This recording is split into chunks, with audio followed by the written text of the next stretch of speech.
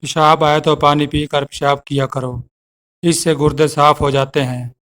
بد ہضمی سے بچنا چاہتے ہیں تو کھانے کے بعد گڑ کا استعمال ضرور کیا کریں۔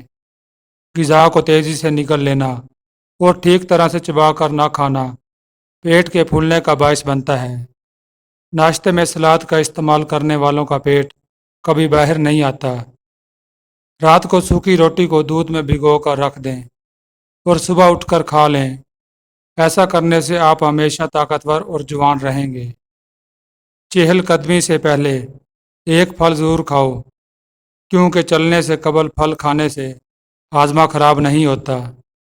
روزانہ ایک چمچ کریلے کا جوس پینے سے شوگر ختم ہو جاتی ہے۔ نیارمو دہی کھانے سے خون پیدا ہوتا ہے۔ نیارمو شہد چاٹنے سے حافظہ تیز ہوگا۔ دانتوں پر لیموں کے چھلکے رگڑنے سے دانتوں کی پلاٹ ختم ہو جاتی ہے۔ گاجر کا رس پینے سے جسم کے زہریلے مادے ختم ہو جاتے ہیں۔ نمکین چیزیں زیادہ تر رات کے وقت کھاؤ، تمہیں بہت فائدہ دیں گی۔ چاول کھا کر اوپر سے پانی پینے سے پیٹ پھول جاتا ہے۔ پیٹ میں گیس، قبض اور ابھار وغیرہ میں گنے کا رس نہایت مفید ہے۔ دماغ کو کمپیوٹر جیسا تیز کرنا ہے تو نیارمو رات کو بھگوئے ہوئے بادام کھاؤ۔ اگر تھوڑا کام کر کے تھکاوٹ ہو جاتی ہے تو کشمش کھا لیا کرو۔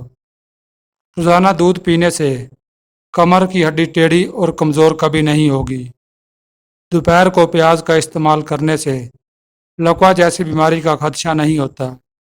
اخروٹ کے استعمال سے کولیسٹرول نارمل رہتا ہے۔ گرم گرم چائے پینے سے دانتوں پر نشان پڑ جاتے ہیں۔ چائے تھوڑی ٹھنڈی کر کے پیا کرو۔ گرم گرم روٹی کھانے سے معدے کی بیماریاں جنم لیتی ہیں۔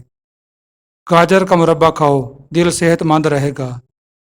نظر کمزور ہو یا آنکھوں میں درد رہتا ہو، اس مریض کو سجدہ لمبا کرواؤ۔ مریض کی اپنی لعاب آنکھوں میں ڈلواؤ۔